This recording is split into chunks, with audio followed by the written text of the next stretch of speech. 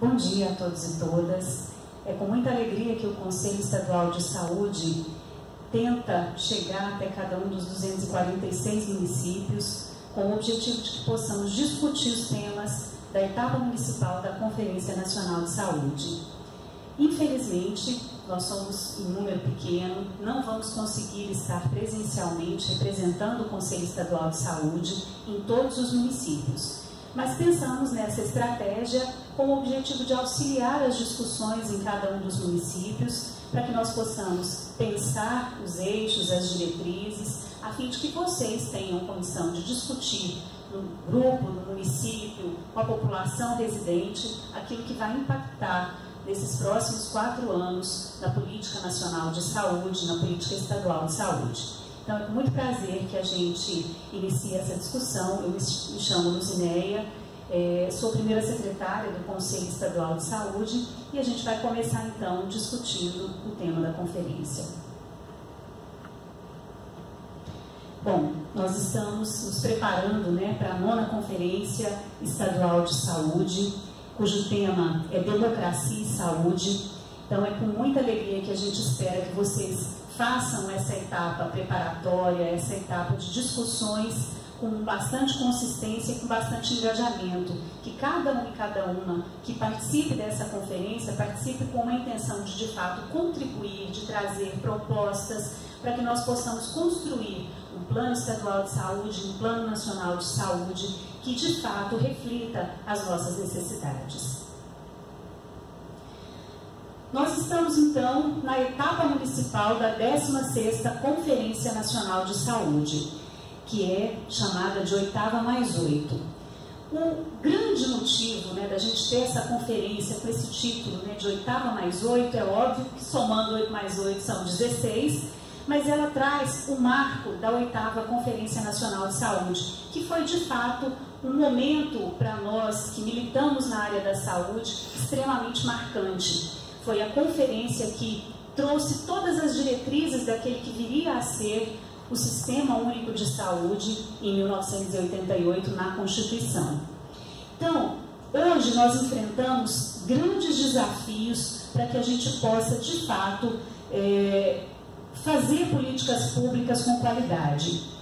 Um desses grandes desafios é o debate da saúde como direito.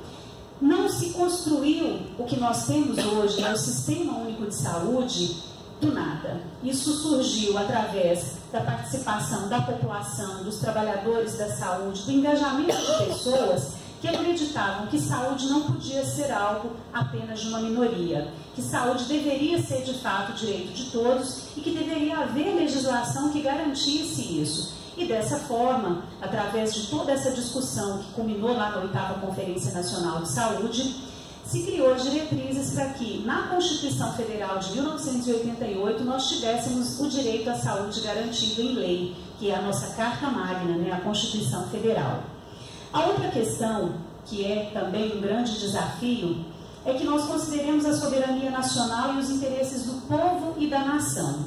Nós vivemos um momento político em que muitos desses direitos e muita dessa questão da soberania nacional têm sido criticados. Nós estamos vendo hoje, por exemplo, uma desagregação da América Latina em torno de assuntos que até pouco tempo atrás eram extremamente caros, que era de união dos povos latino-americanos, que era de crescimento de uma parcela da economia que havia sido desconsiderada pelo grande capital e que hoje volta à pauta nacional, privilegiando as grandes fortunas, privilegiando os países desenvolvidos, privilegiando o capital internacional. Então, é um momento muito importante que nós precisamos considerar que é importantíssimo garantir a soberania nacional e rever de fato aquilo que nós temos como prioridade.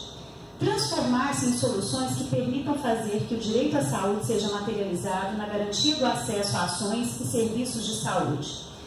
De 1988 para cá, do Sistema Único de Saúde, desde que ele foi instituído como legislação, com seus princípios, com as suas diretrizes, a grande luta de quem acredita nesse sistema é fazer com que ele deixe de ser uma teoria e passe a efetivar-se na prática da vida das pessoas, garantindo o acesso real daquele que mora lá do Oiapoque até aquele que mora no Chuí. E hoje nós temos grande dificuldade de acesso na assistência à saúde dessas pessoas. Nós encontramos pessoas que têm dificuldade para assistência terciária. Grande parte dos que estão na assistência primária à saúde também possuem grandes dificuldades. Não conseguimos até hoje garantir um financiamento adequado. Então, essa necessidade de buscar, de materializar o Sistema Único de Saúde na prática e na vivência das pessoas é um grande desafio que nós vivemos atualmente. O tema central da Conferência Nacional de Saúde é a democracia e saúde, saúde como direito e consolidação e financiamento do SUS. Não é à toa que a gente está aqui discutindo democracia e saúde, um momento em que nós vemos no mundo inteiro regimes políticos, muito mais tendendo à direita, grande parte deles até mesmo ao fascismo. A gente começa a pensar, será que nós realmente construímos democraticamente os pilares para que a gente possa conquistar uma saúde efetivamente como direito? Então esse questionamento com certeza vai permear as nossas discussões e nós precisamos refletir sobre em que ponto nós deixamos a democracia escorrer pelos nossos dedos e a gente não conseguiu fazer com que ela se consolidasse. Então, a saúde como direito e a consolidação e financiamento do SUS são temas extremamente importantes, tendo em vista que a gente está também com a emenda constitucional 95, que congelou o teto de gastos pelos próximos 20 anos. Isso terá um impacto, com certeza, do menor ao maior município, em todos os estados e no Brasil de modo geral, e é por isso que a gente precisa fazer essa discussão de forma aprofundada. Os eixos temáticos da nossa conferência, então, são 3. Saúde como direito, a consolidação dos princípios do Sistema Único de Saúde e o financiamento adequado e suficiente para o SUS. Importante lembrar que, em relação a esses eixos, quando nós terminarmos aqui a discussão, vocês deverão elaborar propostas para encaminhar aqui para o Conselho Estadual de Saúde. Em cada um desses eixos, vocês vão precisar estabelecer uma diretriz, aquela que vocês acham que é principal, aquela que precisa realmente ser mais discutida ou que tenha mais a ver com as necessidades do município. E, a partir de cada uma dessas diretrizes dentro do eixo, vocês vão elaborar 5 propostas a serem encaminhadas aqui para o Conselho Estadual de Saúde, que irão compor o caderno que será entregue nas macro-regionais, nas conferências macro-regionais, e posteriormente serão discutidas a fim de que possam fazer parte da Conferência Estadual de Saúde e assim por diante, as outras etapas. Então, muito importante lembrar disso, que cada um desses eixos temáticos, vocês vão eleger uma diretriz e 5 propostas para serem encaminhadas. Lembrando que são as propostas que são de cunho estadual. As propostas municipais, vocês vão poder elaborar quantas acharem necessário. Não há limite, porque isso vocês é que vão discutir aí no município, vocês é que vão implementar. Agora, com relação às propostas que serão encaminhadas para as conferências macro-regionais, são apenas 5 propostas. Bom, a etapa municipal, muito importante que a gente lembre, ela tem caráter deliberativo. O que significa isso? Que aquilo que vocês discutirem e criarem, elaborarem como propostas, serão determinações para que o município possa cumprir. É óbvio que, como essa é a etapa municipal da Conferência Nacional de Saúde, muitas das questões que deveriam ser discutidas para a elaboração do Plano Municipal de Saúde, que é feita normalmente no primeiro ano da gestão do prefeito municipal, não vão ser feitas agora, não vão ser elaboradas agora. Mas é importante que se discuta também aquilo que já estava no plano, que já estava sendo executado e que vocês vão reavaliar ou até mesmo modificar a partir dessas discussões dessa etapa municipal. No âmbito das suas competências, devem contribuir para a formulação das políticas de saúde municipais e estaduais, ao mesmo tempo em que as propostas de cunho nacional serão levadas para deliberação na etapa nacional, na 16ª Conferência Nacional, 8ª mais 8, como a gente já havia dito anteriormente. Então, os grandes desafios, né, que nós temos atualmente: conter as tentativas de retrocessos nas políticas públicas. Quando a gente fala, né, defender o SUS significa defender ações e serviços de saúde para a totalidade da população brasileira. A gente já ouviu, inclusive, do nosso atual presidente dizer o seguinte, que o Sistema Único de Saúde é muito grande, né, que é difícil garantir saúde para todas essas pessoas, para toda essa população. É importante a gente lembrar que nós já vivemos momentos em que se pensou que a saúde era para poucos. Havia um momento no Brasil em que saúde era para quem tinha carteira assinada, saúde era apenas para aqueles que contribuíam, né, com a Previdência. E hoje nós tivemos um avanço muito grande, que foi garantir saúde para todos. E aí muita gente pode dizer o seguinte: ah, mas o SUS é muito ruim, o SUS não consegue fazer atendimento para todo mundo, não consegue ter qualidade para que todos possam ser atendidos bem. Mas se nós pensarmos em como iniciou esse processo, como é que as pessoas eram atendidas antes do Sistema Único de Saúde, né? Através das Santas Casas de Misericórdia, que era um sistema que garantia apenas por caridade o atendimento à população de baixa renda que não podia contribuir, a gente observa que houve um avanço muito grande, que hoje nós conseguimos atender atendimentos de alta complexidade, que antes nem se pensava, né? Transplante de órgãos, política de sangue, imunização. Então, muitas coisas avançaram e foi graças a essa possibilidade que a gente teve aí com o Sistema Único de Saúde. Então, muito difícil realmente garantir saúde de qualidade para todos, mas é um processo, é uma conquista, é um trabalho que a gente precisa fazer, cada um nos seus municípios, e a Conferência Municipal de Saúde, essa etapa da Conferência Nacional, ela é muito importante para que a gente consiga fazer essa defesa e conter esses retrocessos. Retrocessos que tentam, inclusive, privatizar, né, o Sistema Único de Saúde na sua totalidade, fazer com que ele seja financiado por empresas privadas. Então, todas essas questões, a gente precisa ver qual é a perda que o cidadão e a cidadã terão se nós permitirmos que aconteça. Hoje, é importante lembrar que para mais de 75% da população, o SUS é a única opção de assistência à saúde. Então, nós temos uma parcela muito significativa da população que depende do Sistema Único de Saúde e a gente não pode desconsiderar isso, e a gente, retirando esse sistema que é tão importante, a gente vai estar colocando essas pessoas na miséria absoluta em relação à assistência à saúde. Defender conquistas que são exemplos para o mundo. Sim, o Sistema Único de Saúde é um exemplo para o mundo. Nós temos países que não têm assistência universal à saúde. E aí, com todas as críticas que existem para o Sistema Único de Saúde, a gente precisa se lembrar que ele é universal, é garantido para todas as pessoas, sejam ricos, sejam pobres, e ele não deve realmente ser apenas para pobres. O Sistema Único de Saúde, ele vai ser cada vez melhor quanto maior número de pessoas realmente utilizem e contribuam para que ele possa ser maior e melhor.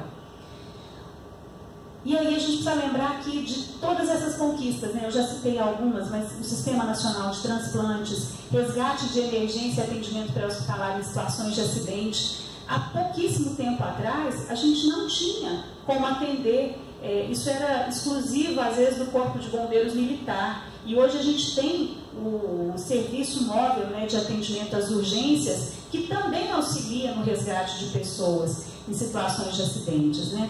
O tratamento da imunodeficiência adquirida, da síndrome da imunodeficiência adquirida, que também sofreu retrocessos muito recentes, né, com corte de recursos, com mudança em todo o programa de assistência às doenças infecciosas. A distribuição de medicamentos para controle de doenças crônicas não transmissíveis, até pouquíssimo tempo, a garantia, né, de receber esses medicamentos gratuitamente nos postos de saúde. E aí a gente também ouve muitas reclamações: ah, mas falta, mas não tem sempre que a gente precisa. Mas tem, né? Não tem na quantidade que a gente almeja, às vezes na qualidade que a gente gostaria, mas é melhor do que quando não havia nada. Então a gente precisa garantir que seja melhor e que seja ampliado, e que não seja retirado. Programas de vacinação, como eu falei, né, conseguimos erradicar doenças graves como a poliomielite. Agora estamos tendo avanço de algumas doenças que haviam sido erradicadas, como sarampo. Então é importante lembrar que essas conquistas aqui, ainda que estejam sofrendo reveses, elas precisam ser ampliadas e melhoradas, e não que a gente as deixe em segundo plano. Bom, democracia e saúde, né? É um dos eixos que a gente estava dizendo aqui que precisamos discutir e reforçar. Então, em 1948, a Declaração Universal dos Direitos Humanos trouxe para a gente que a saúde e a proteção da vida, né? Destacou para a gente o direito humano à saúde e da proteção à vida. Infelizmente, a gente só consegue garantir essa proteção à vida e esse direito à saúde aqui no Brasil em 1988 com a Constituição, né? A gente passou um tempo muito grande até que isso que já estava lá na Declaração Universal dos Direitos Humanos pudesse se tornar uma realidade aqui no Brasil. E isso aconteceu aqui com a Constituição de 1988, né? A internacionalização desse conceito no Brasil somente 40 anos depois. Então a gente observa que muito daquilo que já é discutido nos países desenvolvidos, que já foi discutido às vezes na Europa, a gente só consegue avançar muito tempo depois aqui no Brasil. Mas vamos caminhando lentamente.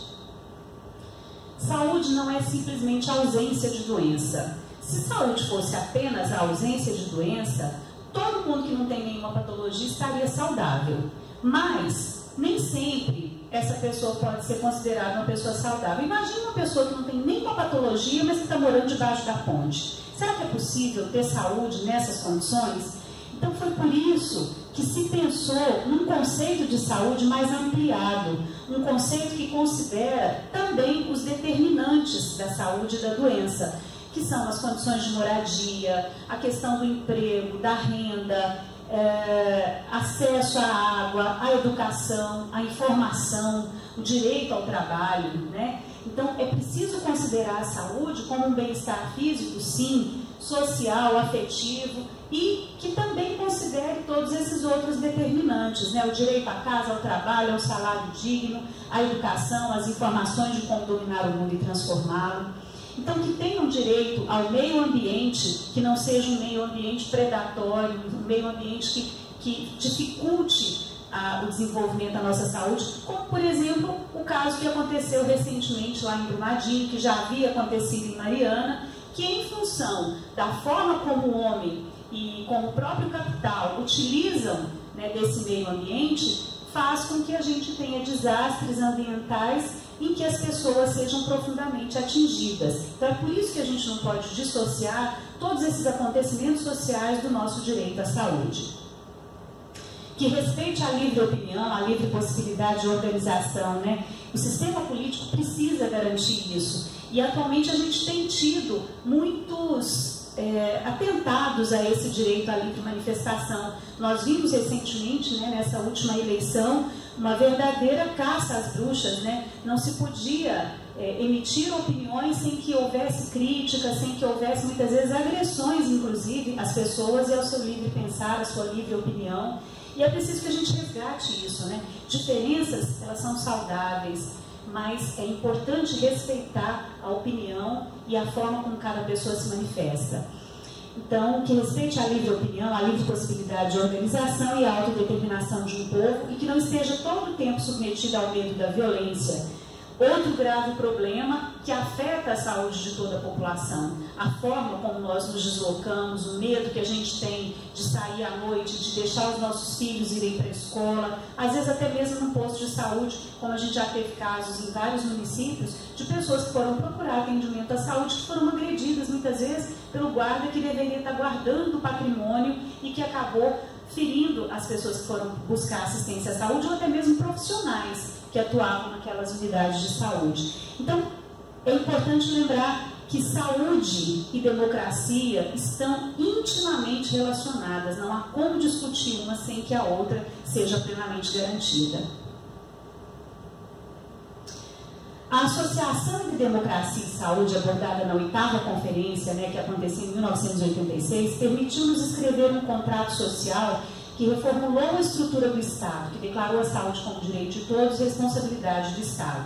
Como eu disse anteriormente, a gente demorou muitos anos, né, depois da Declaração Universal dos Direitos Humanos, para fazer com que a saúde fosse responsabilidade do Estado, direito de todos, garantida mediante políticas públicas. O que nós estamos fazendo aqui hoje, se não discutindo propostas para que se componha uma política pública que atenda a necessidade da população do município, da população que vive nos estados e da população brasileira de modo geral.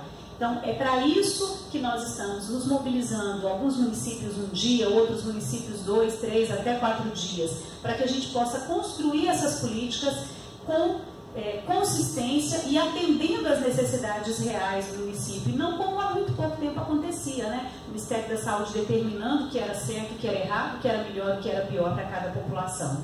Então, nós precisamos ser os protagonistas dessa elaboração dessas políticas. Nós precisamos dizer o que nós precisamos, o que nós queremos, o que é bom ou o que é melhor para nosso município. Então, bem como desenhou em seus artigos constitucionais um Estado defensor e promotor do bem-estar social e os caminhos em direção à mudança do modelo de atenção e gestão da saúde no Brasil. Importante lembrar também que algumas dessas questões aqui do bem-estar social também estão sendo muito lentamente, com um discurso de que há uma melhoria envolvendo aí todos os brasileiros, sendo retirados de nós. A própria discussão da Previdência Social, a forma como está se pensando discutir a Previdência Social, terá um impacto muito grande para todos os brasileiros e brasileiras, e a gente vai acabar retirando isso que está lá na Constituição, né, do bem-estar social, que está relacionado também com a nossa Previdência. Isso a gente pode discutir depois, mas é importante lembrar que todas essas questões estão interrelacionadas e também são determinantes da nossa saúde e doença. Um Estado democrático diz respeito à soberania, à vontade popular e ao respeito às minorias. Nós também ouvimos muito recentemente discursos dizendo o seguinte, que as minorias precisam aceitar o que a maioria determina, né?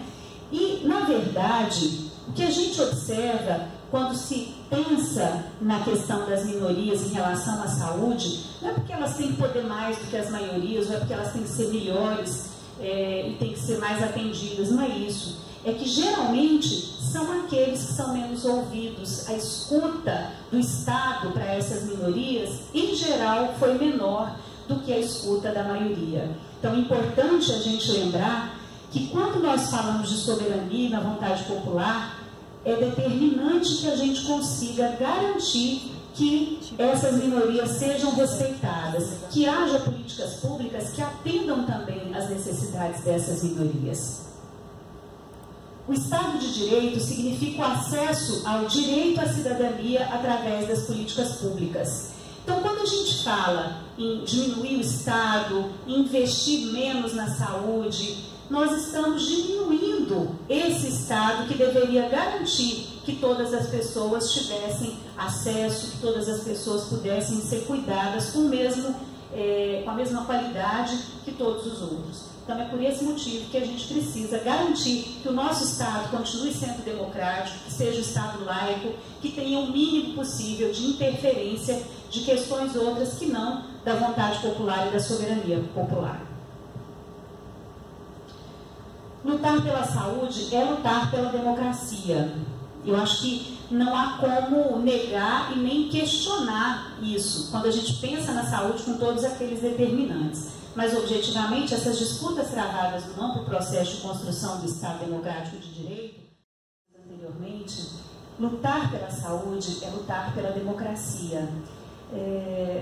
Não há como nós dissociarmos o movimento de luta pela democracia com o movimento de luta pela saúde, por tudo aquilo que permeia o que nós compreendemos hoje como saúde. Os determinantes, né, tais como moradia, acesso à renda, ao trabalho, um meio ambiente saudável. Então é importante nós lembrarmos que essas disputas travadas no amplo processo de construção do Estado democrático de direito proporcionam avanços e conquistas como os que experimentamos nas 3 últimas décadas. E aí, quando a gente pensa que o momento em que nós vivemos é um momento de retrocesso, de perda de direitos, de questionamento, inclusive, desses direitos, a gente tem que parar para lembrar que sim, nós tivemos 30 anos de avanços. avanços que podem ser perdidos daqui por diante caso nós não tenhamos um posicionamento firme em defesa da democracia que nós conquistamos até então. Pode passar. A democracia representativa. Acho que é importante a gente refletir um pouquinho sobre essa questão da democracia representativa, porque nós brasileiros, principalmente, que exercemos, né, esse poder há tão pouco tempo, se a gente parar para pensar em comparação com os países mais desenvolvidos, com outros países da Europa, a gente exerce esse poder, né, de eleger os nossos representantes através do voto há muito pouco tempo, né?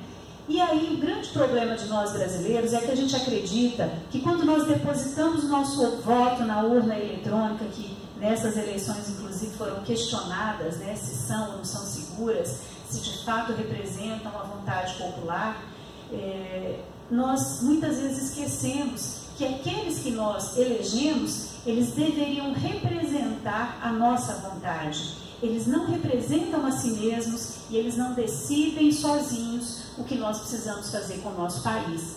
Então, os cidadãos devem escolher representantes políticos através de eleições que devem ser os responsáveis por representar os interesses do povo na tomada das decisões de âmbito público. E a gente observa com muita frequência, eu diria que hoje muito mais do que há algum tempo atrás, muitas pessoas, inclusive nas redes sociais, dizendo o seguinte: que absurdo, votaram tal lei lá no Congresso Nacional, como é que o político faz isso, o político fez aquilo, é mau caráter, é isso, é aquilo. E nós nos esquecemos que eles estão lá porque nós os elegemos para nos representar. Então, se eles não estão nos representando, de quem é a falha? A falha é nossa, enquanto cidadãos, que não acompanhamos essa representação, que não somos propositivos, que não cobramos, acreditamos que a partir da urna eletrônica e da finalização do processo eleitoral, acabou-se o nosso papel enquanto cidadãos, quando na verdade ele apenas começa. A democracia participativa direta. Os cidadãos debatem e votam diretamente sobre as principais questões de seu interesse, sem a necessidade de haver intermediários. Como é que a gente pode exercer essa democracia participativa direta? Nós temos os plebiscitos. Muitas vezes somos instados a responder determinados questionamentos, como foi, por exemplo, o Estatuto do Desarmamento, como foi há algum tempo atrás decidirmos entre parlamentarismo e presidencialismo. E muitas pessoas exercem esse poder, exercem esse processo democrático, fazem parte desse processo democrático, sem muitas vezes compreender por que ele está fazendo. Então, na nossa Constituição, a gente tem determinado que a democracia vai ser exercida representativamente, né, pelos nossos políticos eleitos através das eleições, ou diretamente através dos plebiscitos que são feitos e que a gente participa muitas vezes dizendo se nós queremos determinada coisa ou não. Só que grande parte desse processo muitas vezes é feito por nós sem que nós tenhamos consciência do impacto que ele causa na nossa sociedade. As conferências de saúde, né? O grande motivo de nós estarmos aqui é exatamente discutirmos conferências de saúde. O que são essas conferências de saúde? Por que elas existem? Qual é o papel delas? É isso que a gente vai discutir. Então, elas se constituem como espaços potentes de participação política da população. E a gente ouve muito as pessoas dizerem o seguinte: eu odeio política, não gosto de política, não quero saber de política, detesto quem gosta de política. Só que nós nos esquecemos que a participação política ela não se dá apenas no âmbito dos partidos políticos. Quando nós nos posicionamos publicamente sobre determinado assunto, nós estamos tendo uma posição política sobre algo que nós acreditamos, nós estamos defendendo um ponto de vista, nós estamos defendendo uma comunidade, uma ação. Então, isso também é um exercício político e a gente não pode se esquecer. E as conferências são espaços, sim, de participação política da população, em defesa da saúde como direito das pessoas e das coletividades do Sistema Único de Saúde. As conferências fazem parte dessa estrutura que foi criada dentro do Sistema Único de Saúde para que a população possa participar. Então, a cada 4 anos, a gente tem as conferências de saúde acontecendo para a gente debater políticas públicas de saúde. Isso é extremamente importante porque, além de ser um processo democrático aberto a todo e qualquer cidadão que queira se manifestar, um momento em que nós somos determinantes daquilo que vai acontecer no nosso município em relação à saúde que nós queremos e que nós trabalhamos para que exista. No parágrafo 1º, artigo 1º da Constituição Federal do Brasil de 88, diz que todo o poder emana do povo e deve ser exercido pelos seus representantes eleitos na perspectiva de fortalecer o Estado democrático de direito, fundamentado na soberania, na cidadania, dignidade da pessoa humana, valores sociais do trabalho, livre iniciativa e pluralismo político.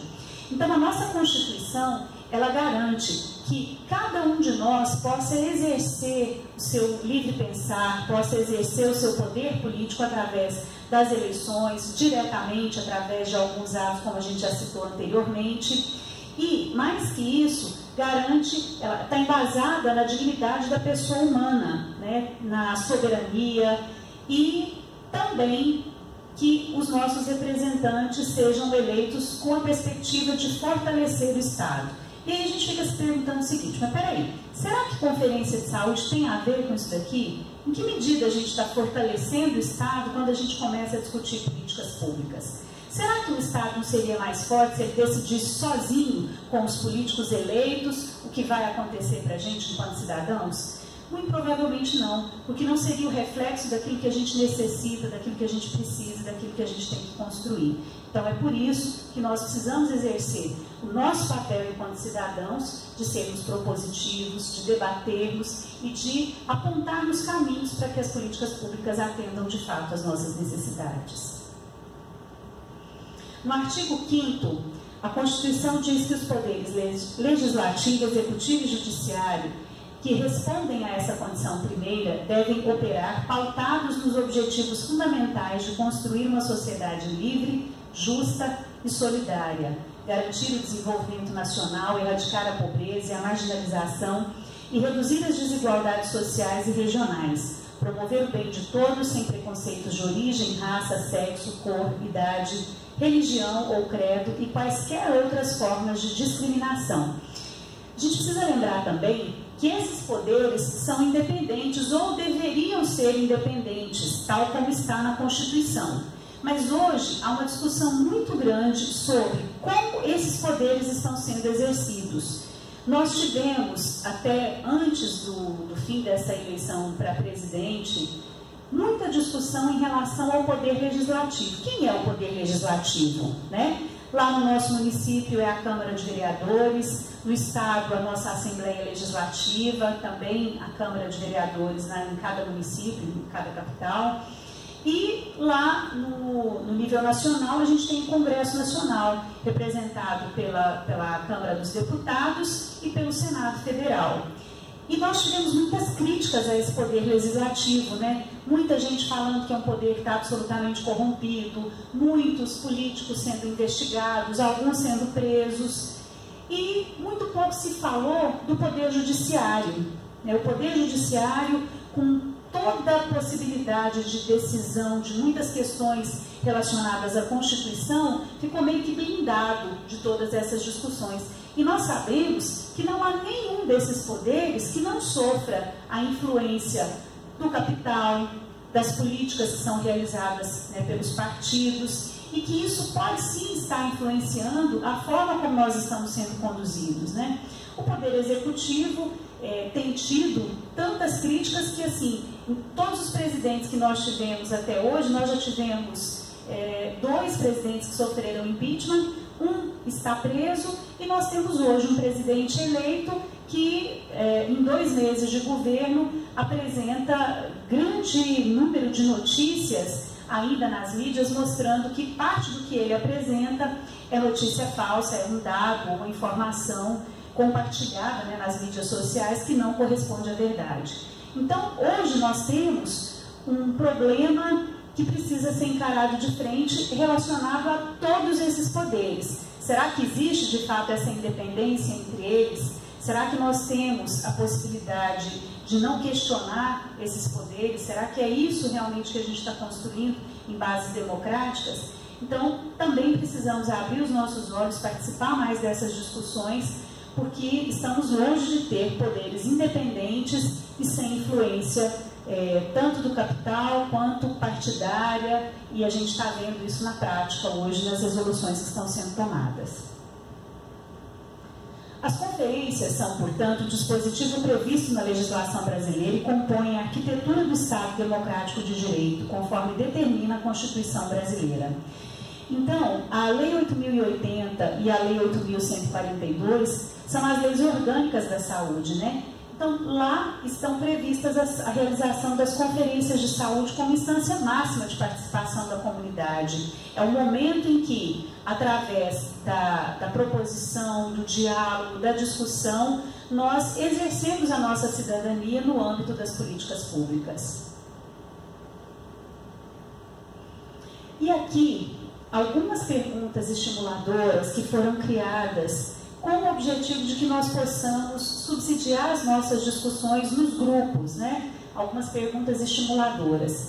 Em quais situações do cotidiano podemos perceber o respeito à vontade popular, ou seja, como percebemos as conquistas do Estado Democrático de Direito na vida cotidiana, no pleno exercício da cidadania? E podemos, inclusive, perguntar, será que, de fato, esse direito está sendo respeitado? Muito mais do que em que momento, acho que a gente precisa se perguntar se de fato ele está sendo respeitado. Quando a vontade popular é desrespeitada, os direitos à saúde são diminuídos, a gente precisa também começar a perceber que o direito à saúde vem sendo, sim, vilipendiado quando a gente pensa na emenda constitucional 95, na redução dos gastos com saúde por 20 anos, e com certeza é um assunto que a gente precisa debater e discutir. É possível perceber isso no dia a dia da vida das pessoas, em seus territórios? Muitas vezes, isso acontece no dia a dia e a gente não se dá conta. Muitas vezes você vai para uma unidade básica de saúde, não tem atendimento, você precisa ir para uma unidade de urgência e você acha que isso é normal, que está certo, que tem que ser assim que as coisas acontecem. Na verdade, há falhas dentro do sistema e se nós não nos posicionarmos em relação a isso, dificilmente a gente vai ver esse quadro retrocedendo. Bom, e agora vamos discutir um pouquinho da nossa saúde como direito. Toda pessoa tem direito, não é? Tem direito a um padrão de vida capaz de assegurar a si e a sua família saúde e bem-estar. Tudo que está na lei deveria ser cumprido. Tudo que está escrito na Constituição deveria ser cumprido. Isso daqui está escrito na Constituição. E aí a gente precisa se perguntar, não é se a lei está errada, por que a gente ainda não conquistou isso daqui? Por que nós não temos um padrão de vida capaz de assegurar isso à nossa família? Por que a gente não tem acesso à saúde que garanta de fato bem-estar para todos que vivem em torno de nós? Por que a gente não tem uma alimentação digna? Por que a gente não tem condição de ter vestuário adequado? Uma habitação que garanta de fato uma vida com dignidade para as nossas famílias? Cuidados médicos, serviços sociais indispensáveis, a segurança em casos de desemprego, doença, invalidez, viuvez. E lembrando que a reforma da Previdência, inclusive, vai retirar muitos desses direitos que estão aqui. A gente está chamando de desconstitucionalização, né? Algumas coisas que estão sendo retiradas da reforma da Previdência, exatamente porque a parte de assistência social vai ser retirada se a proposta de reforma for passada como está sendo discutida. Então, isso aqui, né, lá na Constituição, a saúde é um direito e é um dever do Estado, deveríamos ter acesso a todas essas coisas que estão elencadas aqui, mas isso não vai acontecer simplesmente porque alguém bater uma varinha de condão e pronto, né, nós vamos ter que conquistar. Entender a saúde como direito universal significa compreender que se trata de uma condição que deve ser acessível para todos. E aí, muita gente fica grilado, né? Quando vê aquele xizinho ali, fala, mas esse povo tem que ficar falando de todos, todas, de gays, de lésbicas, de transexuais, de negros, de população ribeirinha. Sim, nós precisamos falar de todos. Quando a gente fala de direito universal, a gente tem que pensar em todos os cidadãos e cidadãs, toda a diversidade que existe e que está em torno de nós. Não adianta a gente pensar que saúde é só para homens e mulheres brancos, que têm acesso a trabalho e que têm um grau de escolarização superior. Não, a gente precisa pensar que a sociedade ela é composta de diversos universos e com várias peculiaridades. No entanto, precisamos respeitar as especificidades de cada um, garantindo acesso de acordo com as necessidades específicas, significando assim equidade. Tem muita gente que pensa que equidade é sinônimo de igualdade, e não é. Equidade é você oferecer para quem precisa mais, um pouco mais, do que aquele que precisa menos. Por que eu vou dar para uma pessoa que não precisa de uma cadeira de rodas para ela andar? Se ela tem as pernas e ela consegue se locomover normalmente. Eu preciso dar para aquele que tem problema de locomoção. Então esse é o princípio da equidade, oferecer para quem precisa mais acesso àquilo que ele tem necessidade. Para que a saúde seja tratada como direito humano, além de universal e indivisível, os direitos devem ser interdependentes, o que significa que para termos saúde de qualidade depende que outros direitos, não especificamente de ações e serviços de saúde, mas que condicionam e determinam o bem viver, sejam também garantidos. E a gente já falou sobre isso, que está relacionado com moradia, alimentação, trabalho, a forma como nós nos locomovemos, a mobilidade urbana, enfim, está relacionado com uma série de coisas muito além de uma simples patologia. O direito à saúde é indissociável do direito à vida. Eu acho que isso não tem nem como a gente questionar. Se eu pretendo viver saudável, eu preciso garantir que a minha vida tenha condições plenas para que eu possa exercer amplamente essa saúde. A 8ª Conferência Nacional de Saúde, que foi realizada em 86, a gente já inclusive falou sobre isso, foi um marco na história da construção das conferências de saúde e do SUS, exatamente porque foi a partir dali que as bases do direito à saúde, dos direitos sociais, foram garantidas na Constituição. Então foi a primeira Conferência Nacional de Saúde aberta à participação da sociedade. E a partir dali se observou que a sociedade organizada, ela tinha muito para contribuir, ela tinha muito também para cobrar, e foi ali que se consolidou essa ideia de que conferência de saúde precisa ter participação popular para que a gente possa ampliar o direito à saúde para todas as pessoas, para todos os homens, mulheres, enfim, todos que necessitam.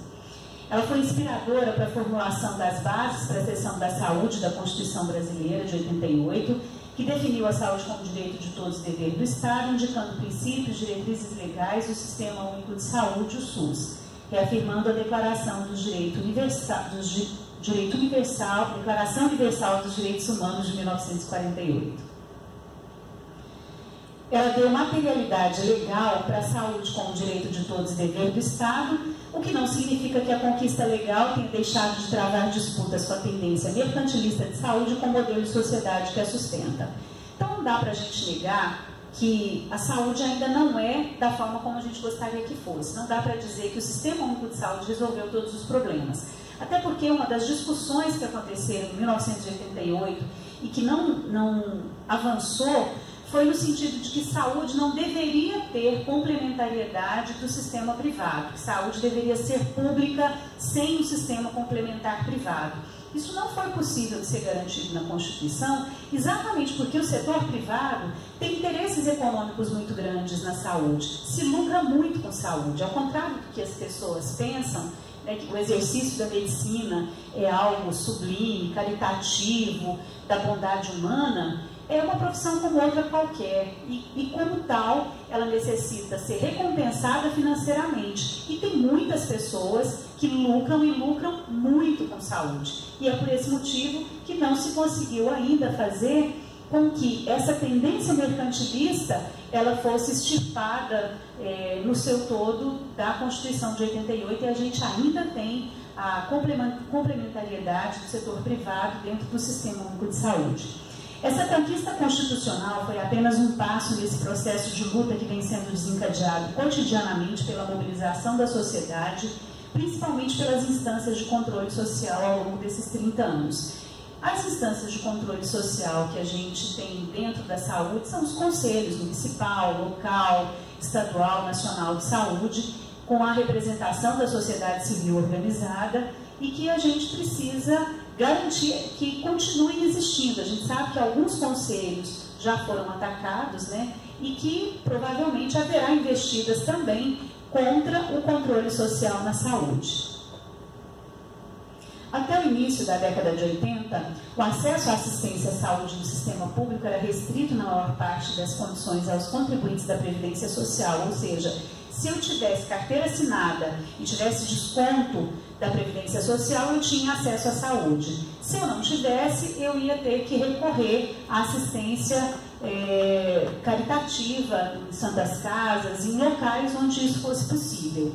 Então, com a Constituição de 88, a gente teve mudança. Então, até essa época, aos trabalhadores do mercado formal de trabalho, com carteira assinada, era garantido o acesso à saúde. Hoje nós temos, inclusive, pessoas vivendo em situação de rua que têm acesso à saúde, que às vezes não tem nem documento, não tem local definido para moradia, vivem realmente nas ruas da cidade e que podem ser atendidas pelo Sistema Único de Saúde, coisa que era impensável até antes da Constituição de 88.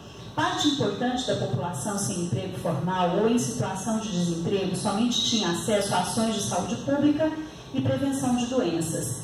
Então, se houvesse uma campanha de erradicação de uma determinada doença e fosse fazer uma vacinação em massa, e todo mundo tinha que ser vacinado, independente de contribuir ou de não contribuir. Diferente de hoje, que com o Programa Nacional de Imunização, né, todo mundo tem acesso e, dentre outras coisas, que são garantidas à população como um todo. A partir de 88, né, da Constituição, o acesso a ações e serviços se torna universal, ficando assim reconhecido que é direito de cidadania e que o conjunto de impostos e contribuições que todos os brasileiros e brasileiras recolhem regularmente às esferas de governo deve ser a fonte de sustentabilidade dessas ações.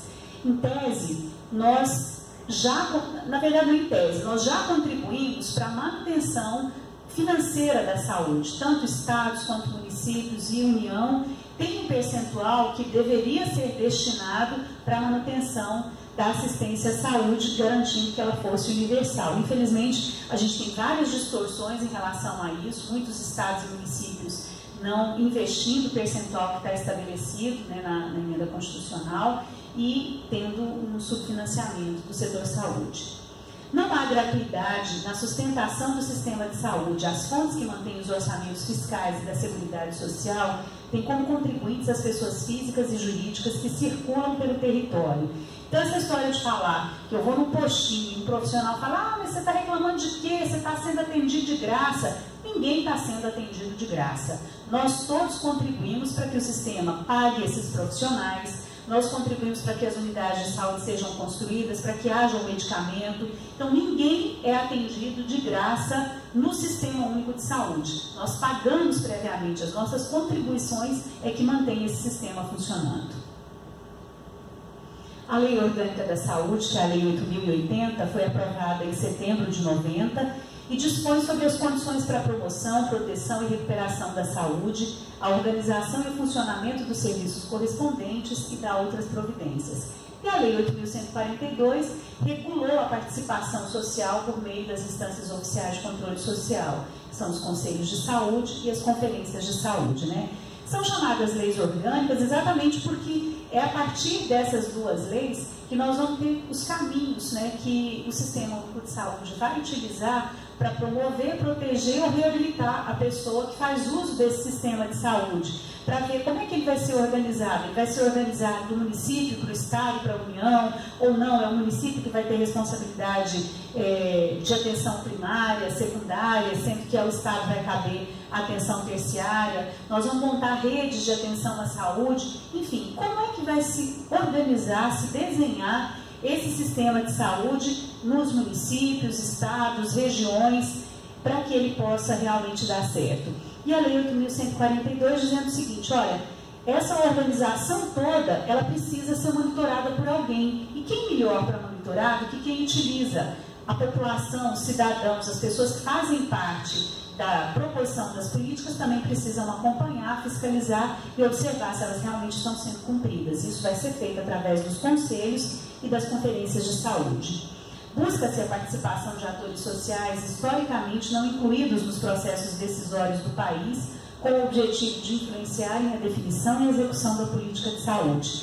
E aí a gente se lembra que nos momentos em que nós temos conferências, existem muitas conferências livres, por exemplo, com populações em situação de rua, com LGBTs, com várias pessoas e comunidades que muitas vezes não são ouvidas no dia a dia ou as suas necessidades não são discutidas e observadas nas políticas públicas. Então, é um momento em que todos os atores sociais, né, vão ser incluídos. O controle social pode ser entendido como a participação do cidadão na gestão pública, fiscalizando, monitorando, controlando as ações da administração pública. E aí, a gente tem sempre nos municípios um problema muito grande, porque grande parte dos gestores entendem os conselhos como sendo seus oponentes e muitas vezes os conselheiros entendem os gestores também como sendo seus oponentes. Quando, na verdade, o objetivo é que trabalhemos todos para um fim único, que é a execução de políticas públicas que de fato atendam às necessidades da população. E aí, não tem um contra o outro, mas são parceiros, né? A gente precisa ter parceria entre gestor, trabalhador e usuário, porque se todos esses segmentos forem ouvidos e houver um diálogo real, a gente de fato consegue construir saúde com mais qualidade. É um importante mecanismo de fortalecimento da cidadania que contribui para aproximar a sociedade do Estado, abrindo a oportunidade de os cidadãos acompanharem as ações dos governos e cobrarem uma boa gestão da coisa pública. Infelizmente, no Brasil, a gente ainda vê políticos muito pouco comprometidos, né, com a coisa pública, com o bem-estar social realmente da população. A gente vê ainda políticos muito mais comprometidos com a sua promoção pessoal, com os seus objetivos, que são muito mais umbilicais do que coletivos, e é por isso que muitas vezes grande parte desses gestores públicos tem dificuldades em aceitar e compreender a participação popular nessas instâncias da administração pública. Os conselhos de saúde são órgãos deliberativos, ou seja, eles tomam decisões, e essas decisões precisam ser cumpridas pelos gestores. Atuam como espaços participativos estratégicos na reivindicação, formulação, controle e avaliação da execução das políticas públicas de saúde. Então, é muito importante que os conselheiros se lembrem o seguinte: eles não estão nos conselhos simplesmente para aprovar aquilo que chega do gestor público. Ele precisa propor, ele precisa compreender aquilo que está sendo avaliado, ele precisa dar sugestões, ele precisa fazer propostas. Senão, ele não está exercendo amplamente essa participação nesse espaço. As conferências de saúde consistem em fóruns públicos que acontecem de 4 em 4 anos por meio de discussões realizadas em etapas locais, estaduais e nacional, com a participação de segmentos sociais representativos do SUS para avaliar e propor diretrizes para a formulação da política de saúde. Então, é um momento ímpar, né? Muitos de vocês vão viver agora esse momento e vão pensar o seguinte: bom, fizemos o que tínhamos que fazer, discutimos, fizemos propostas, nosso serviço está feito. Não. Aqui é o início do trabalho que nós, enquanto cidadãos, precisamos fazer. Nós estamos propondo, mas depois que a proposta for aprovada, nós precisamos acompanhar. Será que ela foi cumprida na totalidade, em parte? O que faltou para que ela fosse totalmente cumprida? Ou ela foi modificada? E se foi modificada, por que motivo? Então, a conferência é uma etapa importante, mas ela não é a mais importante. Ela é, sim, definidora de caminhos, mas esses caminhos precisam ser trilhados por pessoas comprometidas com o seu acompanhamento. E aqui nós temos algumas perguntas estimuladoras para esse eixo, né? Quais os obstáculos ou dificuldades percebidos no seu território para que as pessoas tenham direito à saúde? Aqui é a hora de a gente começar a trazer para a discussão: por que eu não estou sendo atendida no postinho? Por que no meu município eu não tenho um hospital que faça uma cirurgia cardíaca, ou uma cirurgia ortopédica, ou um transplante de órgão? Por que eu tenho que ir para a capital para poder fazer esses procedimentos mais complexos? Por que eu não tenho na minha região um hospital que consiga fazer isso? Essa é a hora de vocês pensarem os problemas que estão acontecendo no município e os caminhos para solucionar esses problemas. Os condicionantes da saúde, lembra que a gente falou que saúde é determinada não apenas pela ausência de doença, que ela é determinada também por esses condicionantes aqui, que são trabalho, educação, transporte, moradia, lazer e alimentação. Então, esses condicionantes estão acessíveis a todas as pessoas? As especificidades de cada pessoa são respeitadas? Será que quando eu vou na unidade de saúde, uma pessoa que é transexual, por exemplo, está lá na carteira de identidade dela, José Maria da Silva, mas você olha uma mulher, tem cabelo longo, tem seios e etc., mas o profissional de saúde faz questão de chamar de José Maria e constranger aquela pessoa. Será que ela tem o direito de ter a sua especificidade, né, como trans respeitada ali naquela unidade de saúde? Então isso a gente precisa compreender e entender que faz parte de um processo de construção da dignidade da pessoa humana. As condições e fatores que expõem as pessoas a condições de vulnerabilidade são reconhecidas? E por outro lado, como tem sido a sua participação do seu grupo social na garantia do direito à saúde no seu território? Então aqui não dá para a gente também colocar nossa responsabilidade nas mãos do outro. Não é só o prefeito, não é só o secretário de saúde, não é só o gestor da unidade de saúde. Eu, enquanto cidadão, tenho responsabilidade. E é esse o momento em que eu preciso ver qual é a minha responsabilidade, o que eu preciso fazer. E aí nós precisamos pensar em como consolidar esse sistema de saúde, né? O Brasil é o único país no mundo com mais de 100 milhões de habitantes que tem um sistema de saúde público e gratuito. Gratuito não porque a gente não pague por ele, mas é que na hora da assistência à saúde eu não tenho que desembolsar nenhum dinheiro para ser atendido. Eu já fiz isso através dos meus impostos. Então, nós temos países altamente desenvolvidos que não possuem um sistema público de saúde.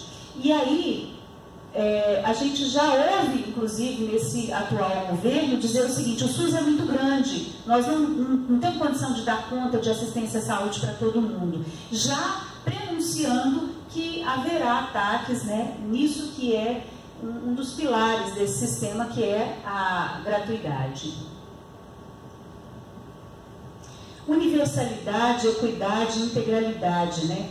Princípios doutrinários do SUS. Então, a gente tem aqui que ele é para todos, que ele tem que garantir para quem precisa mais uma melhor ou maior assistência, e ele precisa atender todas as pessoas em tudo que elas precisam. Então, desde uma atenção básica lá naquele postinho de saúde, até um transplante de órgão, se for necessário, o SUS precisa garantir. E ele tem que ser para todo mundo. A gente não pode se esquecer que são princípios do Sistema Único de Saúde. São aqueles chamados de princípios ideológicos e que conferem legitimidade ao sistema, além de definirem os rumos para a sua implantação. E a gente tem a regionalização, hierarquização, a descentralização e o comando único e a participação social como princípios organizativos. A gente observa que aqui a gente está pensando o sistema de modo geral. Como é que ele vai ser construído, o que tem que ter como base, o que é o princípio que garante que ele funcione dessa forma. E aqui nos princípios organizativos, como é que eu vou fazer para ele funcionar? Eu vou fazer atendimento do município para o estado, para a União, eu vou organizar em regiões de saúde. Então, aqui é como vai acontecer, como é que nós vamos organizar para que ele possa funcionar. E aqui a gente tem a participação dentro desses princípios. Sem a participação social, muito do que está proposto aqui como organização desse sistema se perde se a gente não tiver essa participação. Então, os princípios organizativos tratam da sua organização a partir dos princípios doutrinários e orientam o processo a fim de concretizar o SUS na prática. A universalidade é um dos princípios fundamentais do Sistema Único de Saúde e determina que todos os cidadãos brasileiros, sem qualquer tipo de discriminação, tenham direito ao acesso às ações e serviços de saúde. A equidade, a gente também já falou, tratar desigualmente os desiguais, investindo mais, só volta um pouquinho, investindo mais onde a carência é maior. Para isso, a rede de serviços deve estar atenta às necessidades reais da população a ser atendida. A equidade é um princípio de justiça social. É aquilo que a gente falou. Eu não posso dar igualmente para todo mundo, mas eu posso dar diferentemente para aqueles que precisam mais. Então, esse é o princípio básico da equidade.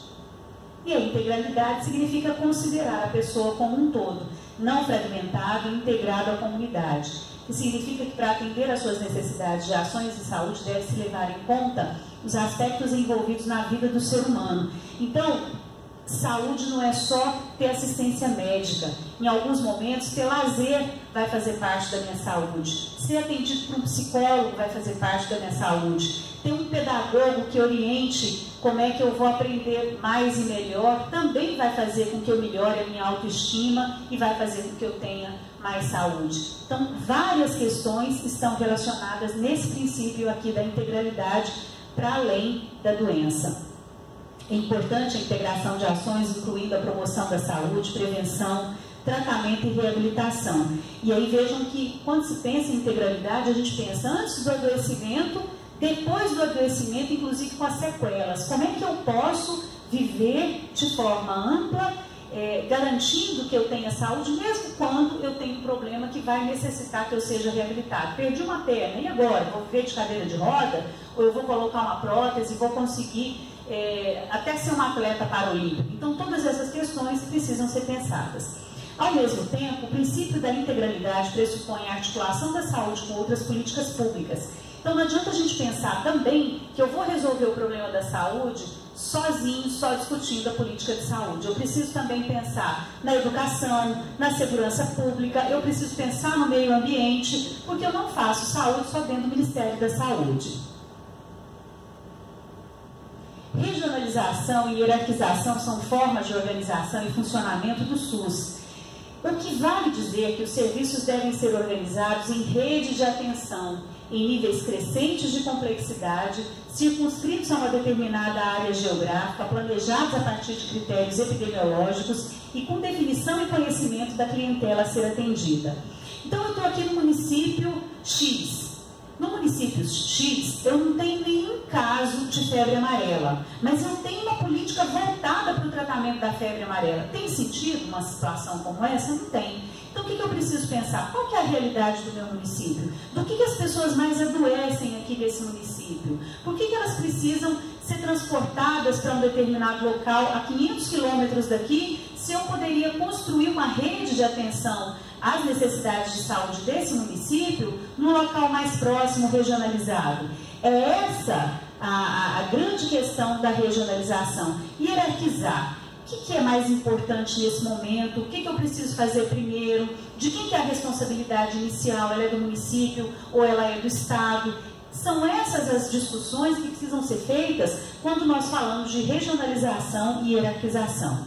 Deve ainda incorporar-se a rotina do acompanhamento dos serviços com fluxos de encaminhamento e de retorno de informações do nível básico do serviço. Esses caminhos somam a integralidade da atenção com o controle e a racionalidade dos gastos do sistema. Descentralização e comando único é redistribuir poder e responsabilidades entre os 3 níveis de governo. Então, eu tenho o gestor municipal, estadual e federal, e eu preciso saber o seguinte: é só o Ministério da Saúde que vai determinar ações de saúde? Ou eu tenho ações que podem ser desenvolvidas no âmbito do Estado e que podem, inclusive, ser financiadas pelo Estado aos municípios? Ou o município tem condição de garantir a atenção à saúde de determinado contingente populacional? Isso tudo é pensando nesse processo de descentralização e comando único. O objetivo é prestar serviços com maior qualidade, garantir o controle e fiscalização pelos cidadãos. Se eu estou próximo de onde a assistência à saúde é prestada, eu tenho muito mais condição de intervir do que se aquilo fosse determinado lá pelo Ministério da Saúde para o meu município. Qual que é o contato que eu tenho no Ministério da Saúde, morando aqui em Goiânia, no município sei lá, 800 quilômetros de Brasília? Muito pouco. Mas se eu estou aqui no município, eu sei o que está acontecendo, que dinheiro está sendo gasto, como é que ele vai ser gasto, é muito mais fácil fazer intervenção, muito mais fácil fiscalizar. Existe a concepção constitucional do mando único, onde cada esfera de governo é autônoma e soberana nas suas decisões e atividades, respeitando os princípios gerais e a participação da sociedade. Ou seja, os municípios têm autonomia para decidir aquilo que eles querem fazer. Eles têm condição de financiar aquela ação, ou eles precisam pedir auxílio para financiar, mas eles têm autonomia para decidir. Isso era diferente há pouco tempo, né? Antes era só o Ministério da Saúde quem determinava de cima para baixo o que estados e municípios iam fazer em relação à saúde da sua população. Hoje não. Hoje cada município tem condição de pensar e de fazer de acordo com as suas necessidades. Muito poucos conseguem fazer, mas é uma determinação para que se faça. E, por fim, aqui a participação social, né? O conceito de participação social incorporado ao SUS deve estar conectado com o de democracia participativa, é a comunidade propondo e definindo o serviço público que ela deseja, participando do poder decisório e radicalizando na democracia. Não precisa nem da gente se deter muito nessa questão, que a gente já falou bastante aqui da participação social. Ao estabelecer como princípio organizativo do Sistema Único de Saúde a participação social, a Constituição apontou para a relevância da inserção da população na definição e acompanhamento das políticas e defesa do direito à saúde, considerando que quanto maior o envolvimento da sociedade em todo o processo de implementação do SUS, maiores as chances de êxito. Além disso, esse princípio atribuiu importância a instâncias populares na fiscalização e controle das ações do Estado.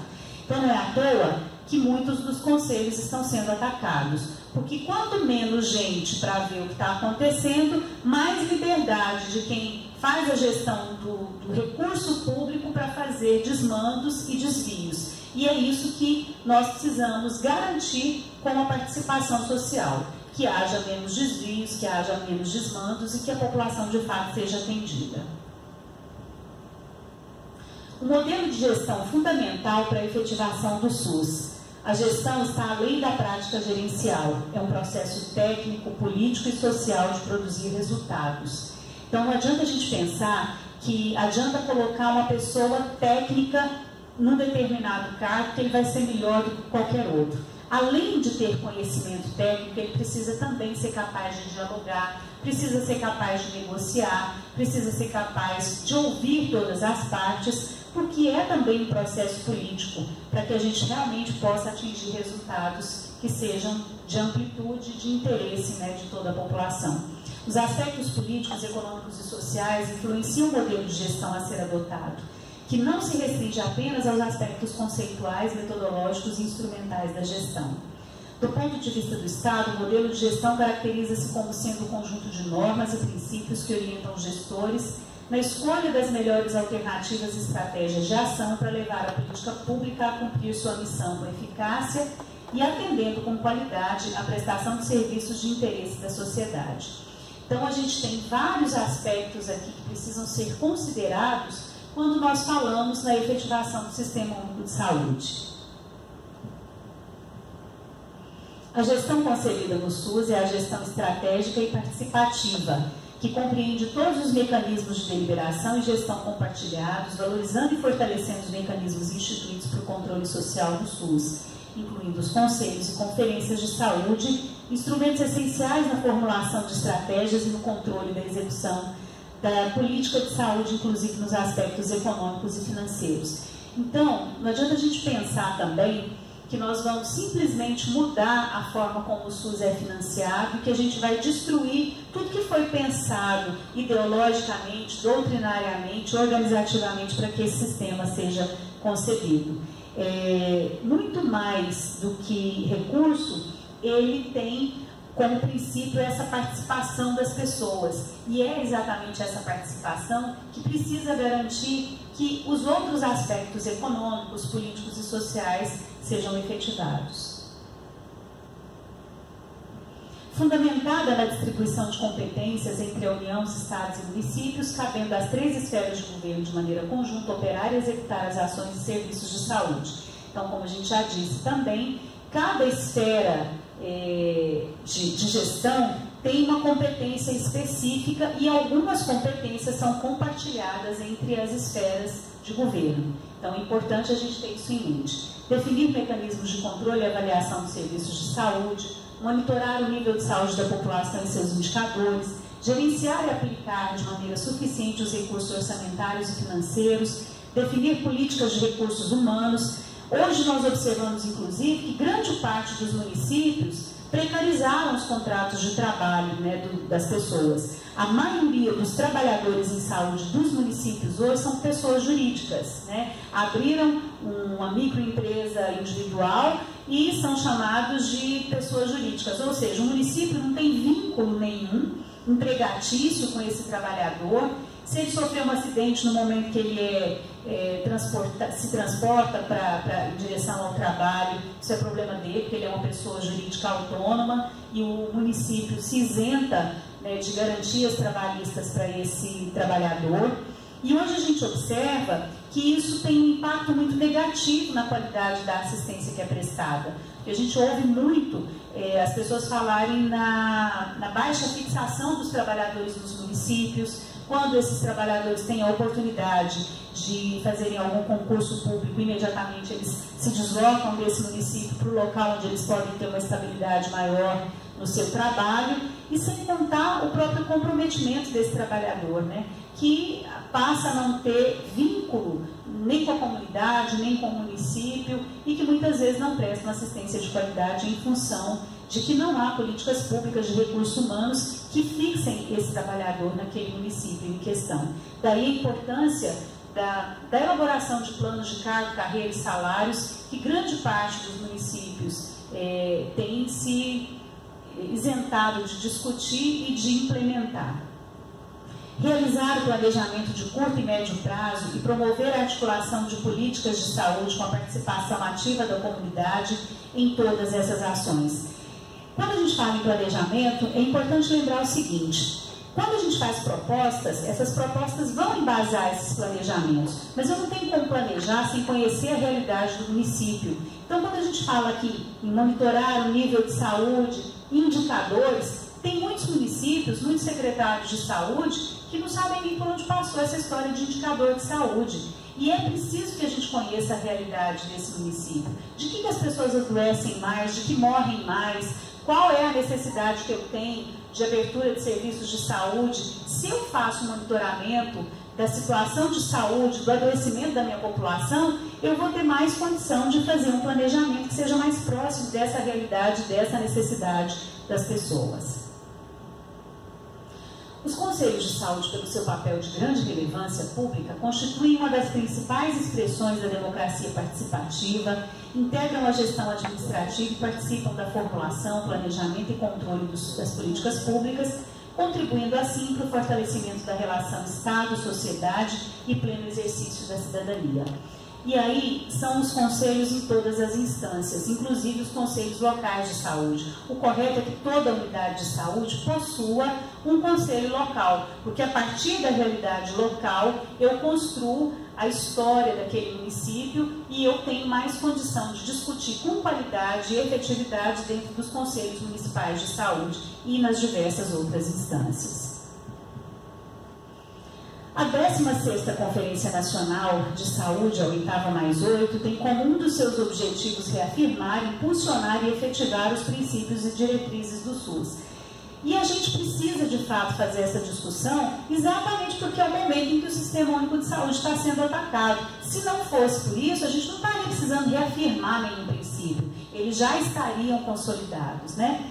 Então, a gestão ela tem que ser de caráter estratégico e participativo, a formulação e execução de políticas econômicas e sociais com impacto na redução de risco de doenças e outros agravos, e não como a gente está vendo se desenhar a partir, né, dessas eleições e daquilo que está sendo discutido no nível nacional, a forma como se pensa o sistema de saúde daqui por diante. Será que ele vai realmente continuar sendo público? Será que ele vai continuar sendo gratuito? É algo que nós não podemos aceitar nem como questionamento. Ele foi concebido assim e ele precisa ser garantido dessa forma. A formulação e execução de políticas econômicas e sociais que assegurem acesso universal e igualitário às ações e aos serviços para promoção, proteção e recuperação da saúde, execução direta pelo Estado de ações e serviços de saúde. Ou seja, tudo que está aqui é preciso reafirmar como sendo um direito inalienável de todos os cidadãos brasileiros. A gente não tem como abrir mão de nenhuma dessas coisas que está sendo colocada aqui. Pode passar.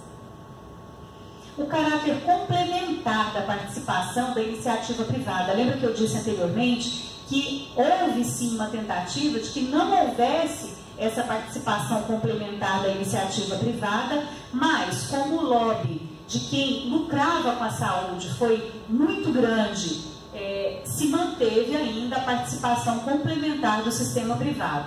Só que hoje o que nós temos observado em alguns locais, uma inversão dessa participação, deixando de ser de caráter complementar para ser efetivamente a maioria da assistência à saúde prestada pelo sistema público, né? Se compra serviços privados para garantir a assistência à saúde pública, que devem estar submetidos às diretrizes do SUS, incluindo o controle social. Então, não é porque eu tenho uma unidade de saúde que presta assistência de forma complementar na rede privada, que ali não vai ser fiscalizado, que ali não vai ser monitorado, muito pelo contrário.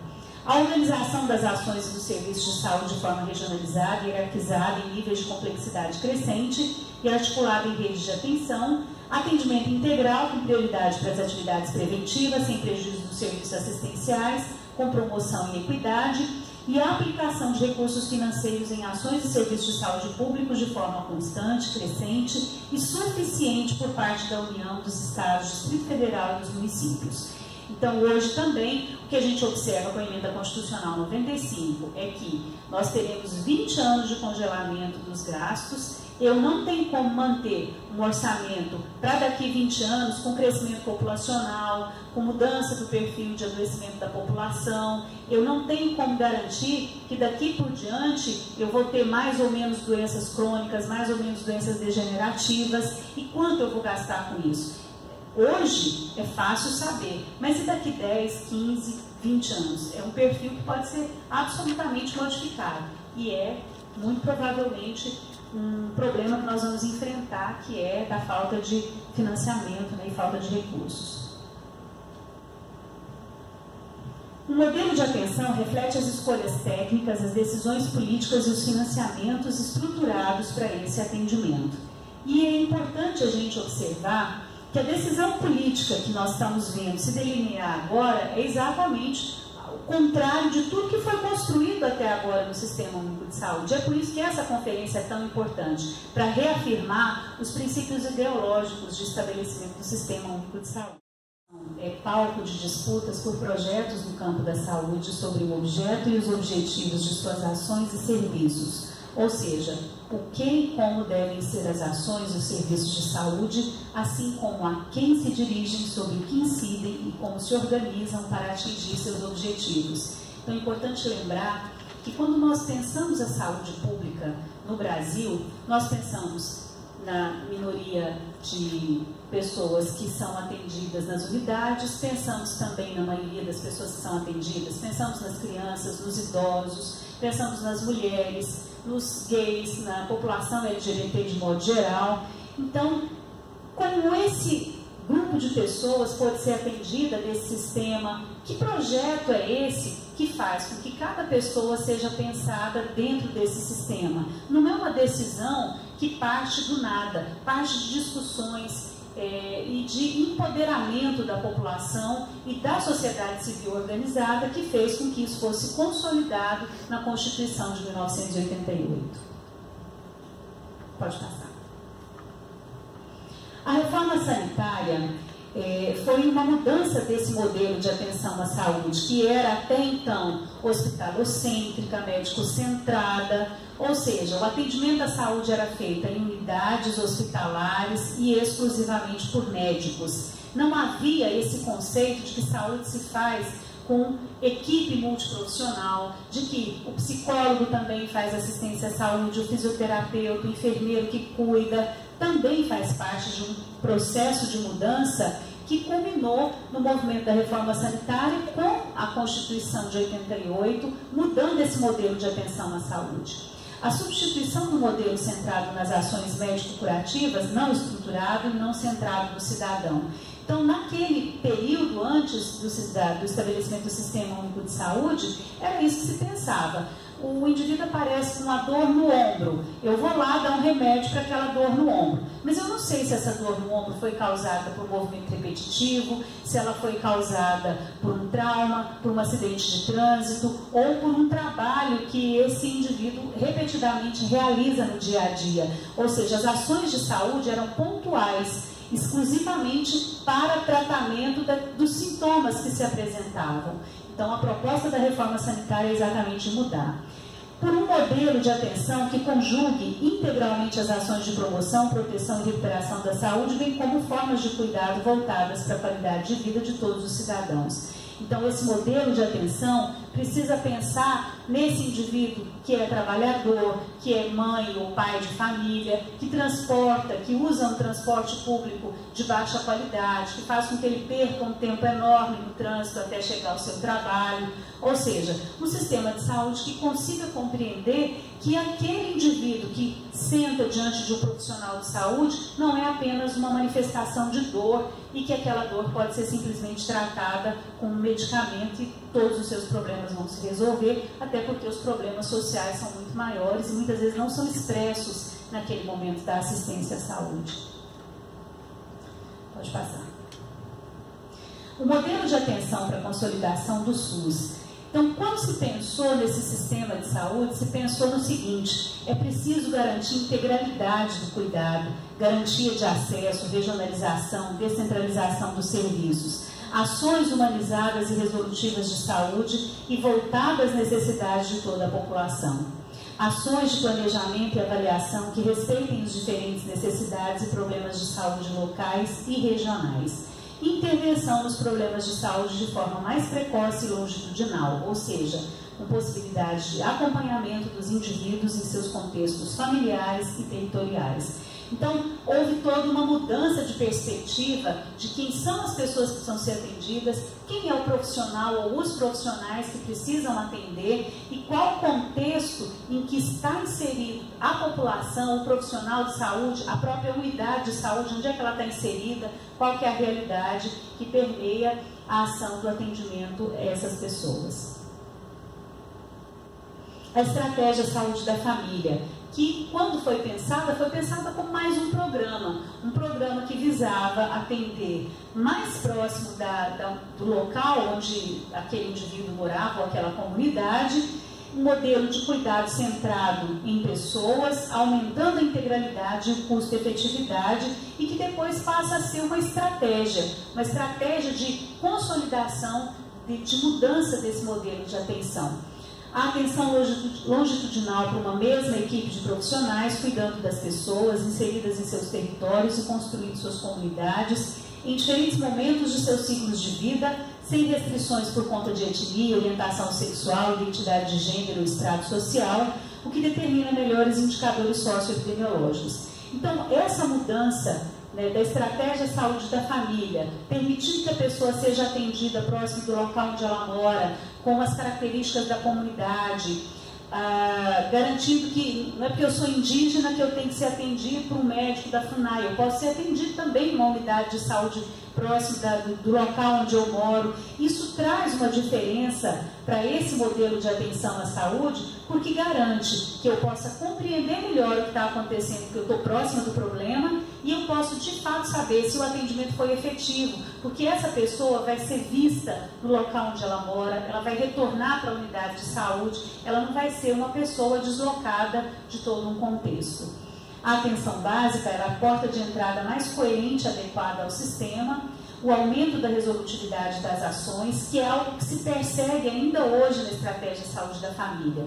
Hoje se consegue garantir que a atenção básica seja uma das principais portas de entrada. Ainda não é a principal como se deseja, ainda existe também muita entrada na assistência à saúde através das urgências e emergências, muito mais do que se desejaria, mas já se conseguiu sim garantir que seja uma das importantes portas de entrada.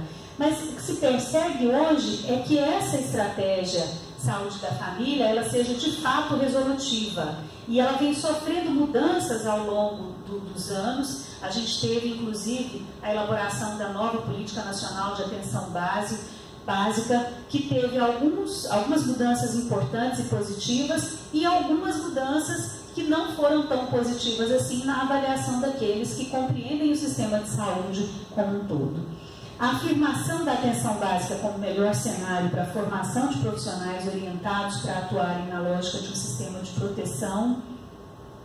Então, importante lembrar que a atenção básica, ela é sim o melhor cenário para que a gente possa formar os profissionais. Infelizmente, o que se observa hoje é que o profissional de saúde, muitas vezes, dissocia o seu local de trabalho do local de entendimento e de aprendizado para que ele possa exercer melhor as suas funções enquanto profissional.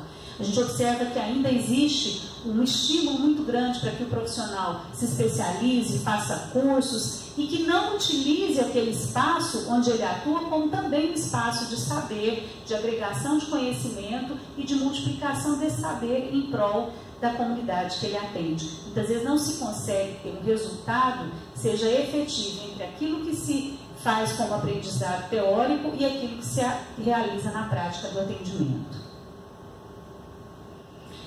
Avanços, né, que a gente tem observado dentro do Sistema Único de Saúde e que são realmente marcos importantes e que nos mostram que o sistema de saúde está no caminho certo, precisando sim de alguns acertos, precisando de algumas correções, mas que o caminho é muito melhor ser trilhado daqui para frente do que retroceder a questões que já foram discutidas anteriormente.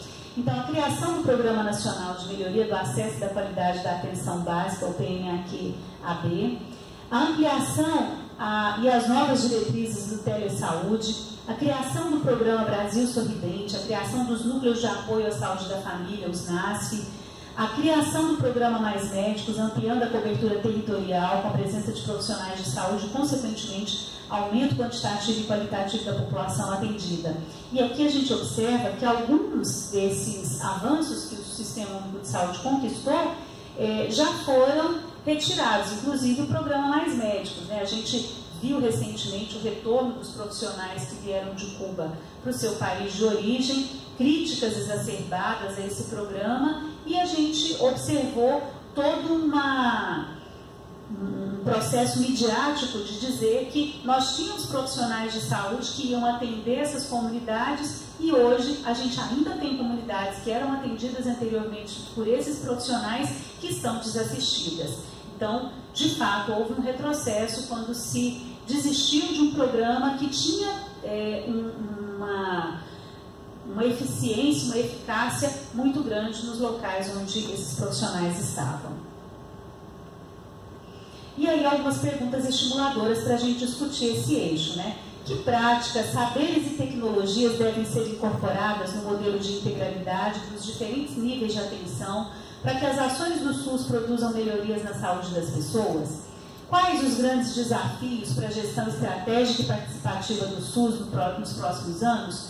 Como assegurar a participação ativa da comunidade na elaboração e execução das ações de saúde no seu território?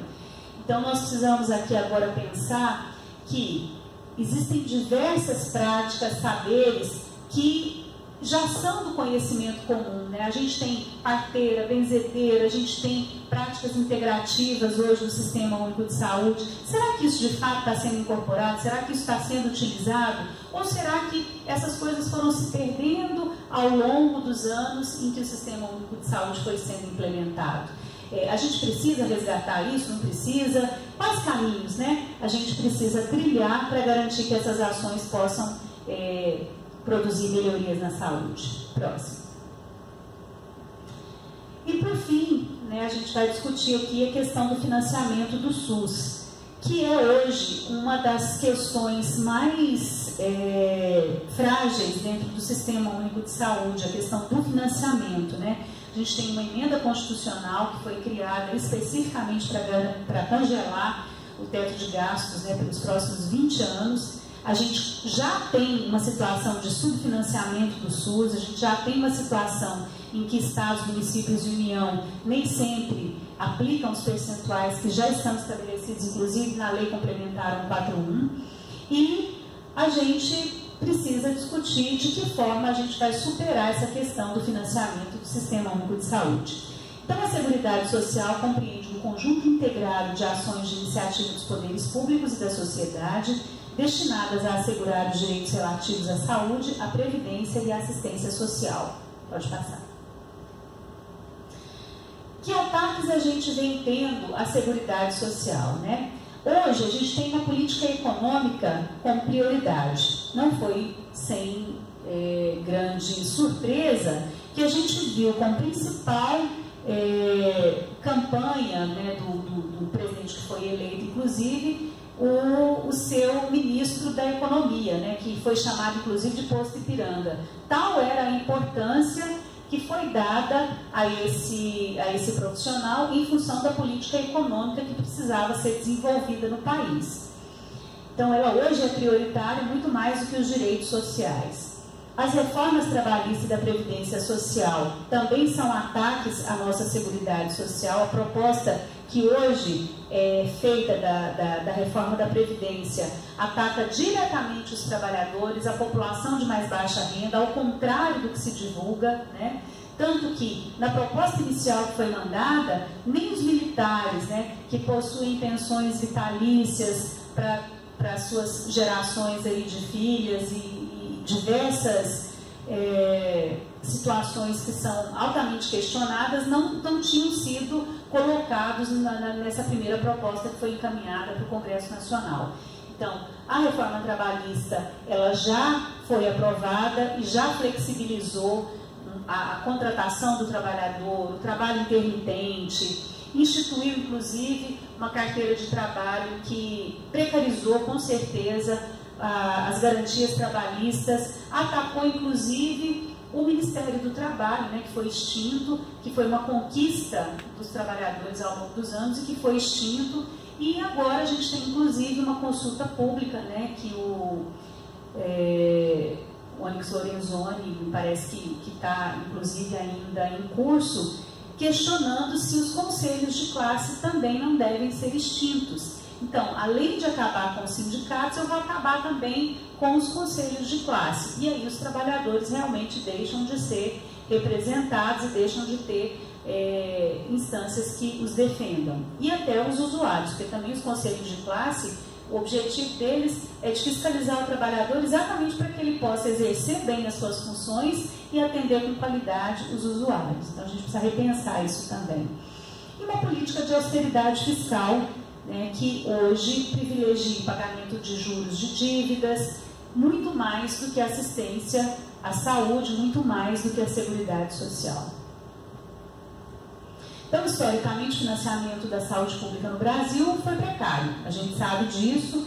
O Sistema Único de Saúde tentou, em diversos momentos, fazer com que esse financiamento da saúde fosse garantido, né? Há vários movimentos, várias emendas constitucionais foram tentadas. Então, antes do SUS, o financiamento praticamente se restringia às contribuições dos trabalhadores organizados, vinculados à Previdência Social, ou seja, quem trabalhava, quem tinha carteira assinada, tinha assistência à saúde, quem não tinha, também não tinha essa assistência, e era só dessa forma que se financiava. Apesar de estar previsto em lei, tanto na Constituição Federal como na Lei Orgânica da Saúde, que prevê fontes de financiamento, os percentuais a serem gastos em saúde e a forma de divisão e repasse dos recursos entre as esferas de governo, o financiamento do SUS, tem sido instável e insuficiente, caracterizando o real subfinanciamento do SUS desde a sua criação. Vale ressaltar que, ao mesmo tempo em que o financiamento da saúde pública é precarizado, as sucessivas renúncias fiscais e subvenções de dinheiro público, inclusive para o setor privado de saúde, têm provocado uma expansão deste setor que subverte a ordem constitucional que preconiza o caráter complementar da iniciativa privada. A gente também já havia dito que hoje a gente tem a iniciativa privada, em alguns casos, muito maior, sendo comprada, né, pelo Sistema Único de Saúde do que o sistema público garantindo assistência. Então, de fato, esse caráter complementar começa a ser questionado porque houve uma inversão ao longo desses anos de Sistema Único de Saúde. A luta pela redução da instabilidade de financiamento do SUS, né? Os 30% do orçamento da Seguridade Social, da União, para o financiamento federal das ações e serviços públicos de saúde, definido pela Constituição Federal de 88, nunca foi cumprido. A PEC 169, que propunha a aplicação pela União de no mínimo 30% do orçamento da Seguridade Social, 10% das receitas de impostos federais, a aplicação pelos estados, pelo Distrito Federal e municípios, no mínimo 10% da receita resultante dos seus impostos.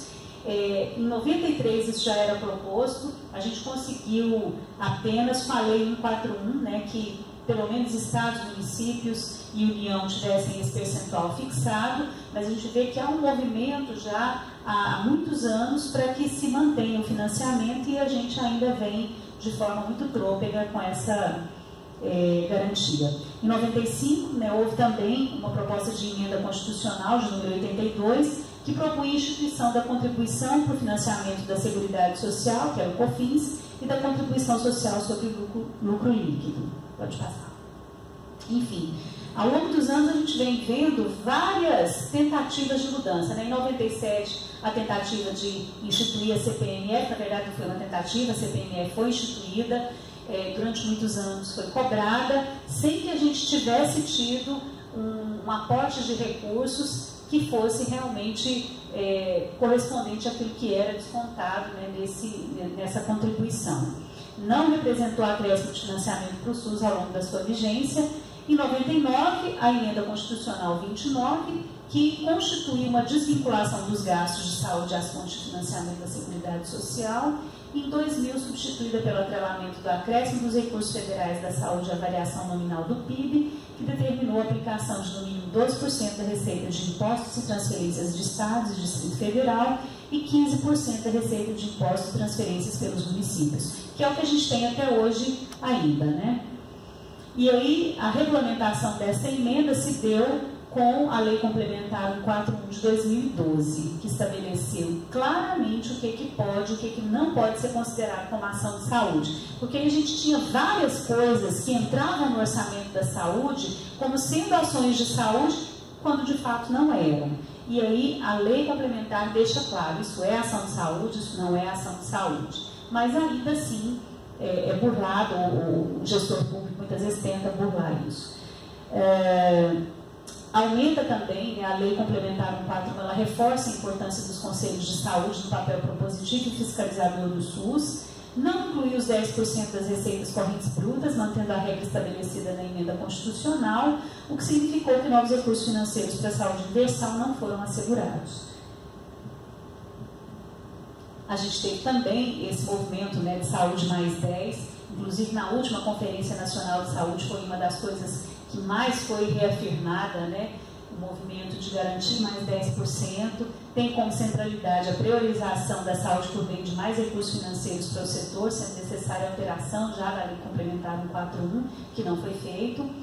O AbraSUS, né, lançou um manifesto em defesa do SUS no período preparatório da 15ª Conferência Nacional de Saúde, né, em 2015, como eu já tinha dito.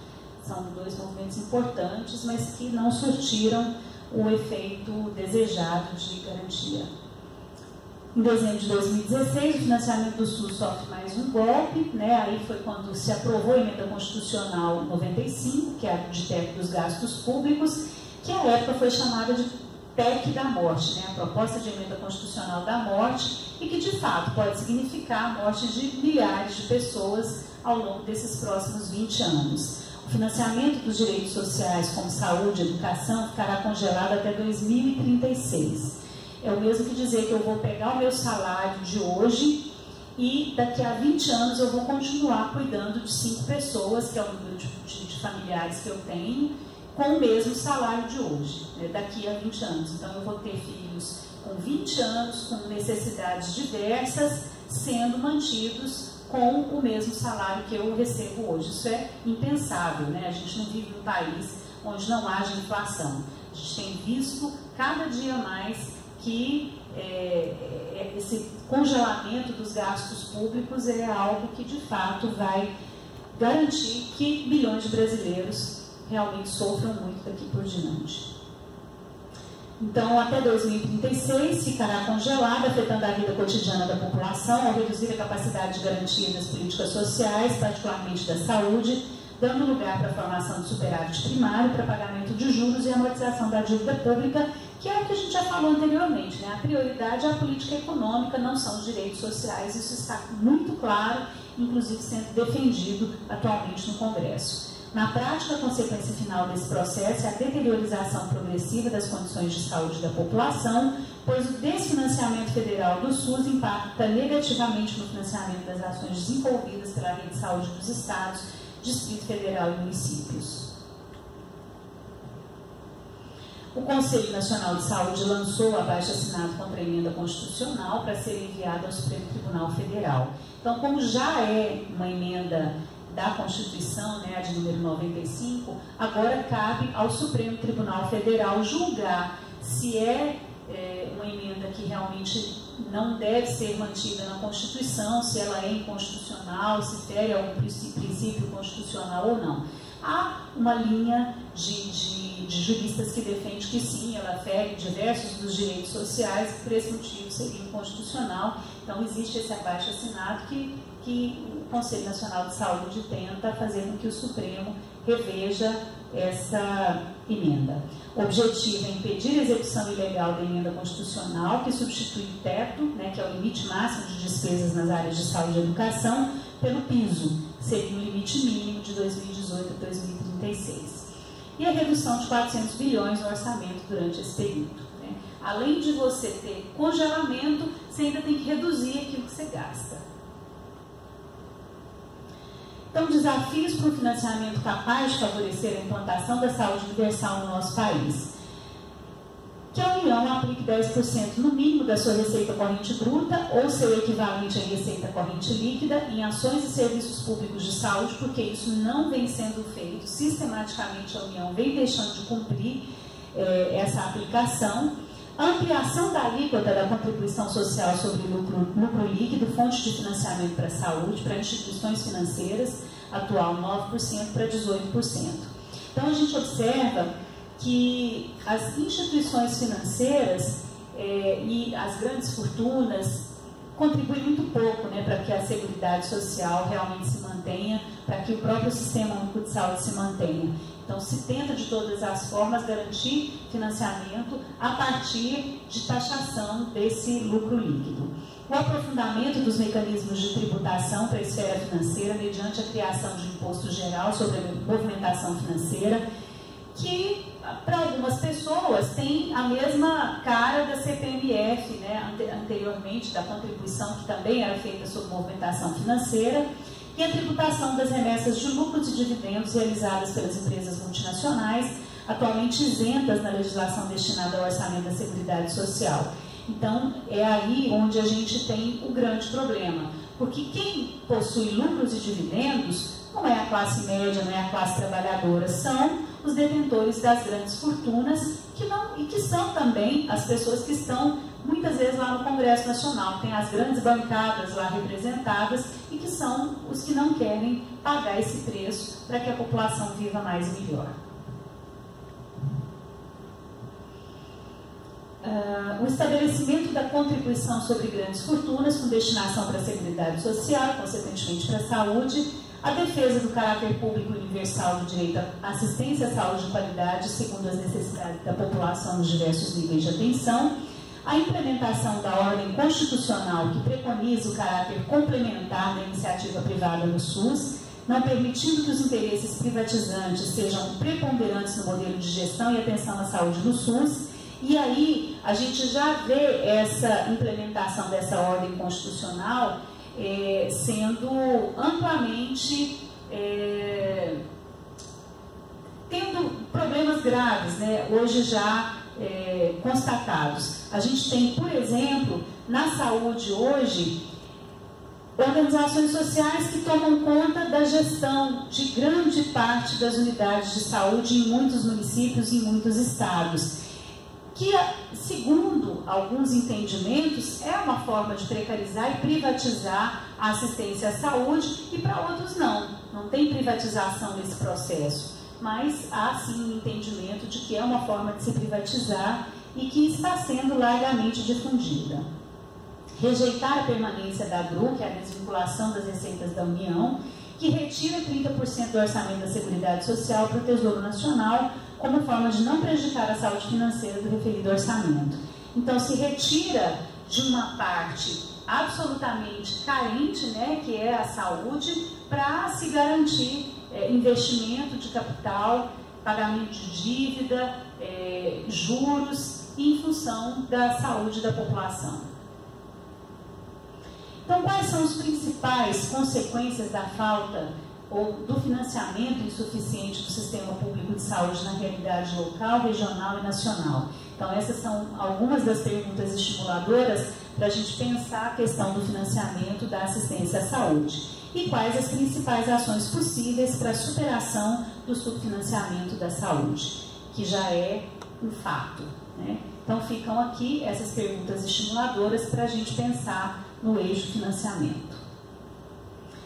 E nós gostaríamos de agradecer a todos e todas, deixar aqui o contato do Conselho Estadual de Saúde, caso haja necessidade, caso precisem tirar alguma dúvida, podem procurar a Secretaria da Conferência Nacional, da Conferência Estadual de Saúde, entrar em contato com a Zélia, que é a secretária hoje da conferência e é quem pode orientá-los aí em relação a esse processo de conferências, lembrando que é extremamente importante que vocês encaminhem as propostas logo ao término da conferência, né? Lembrando que são 5 propostas para cada diretriz. E a gente gostaria de agradecer e esperar vocês na Conferência Macro-Regional de Saúde. Muito obrigada.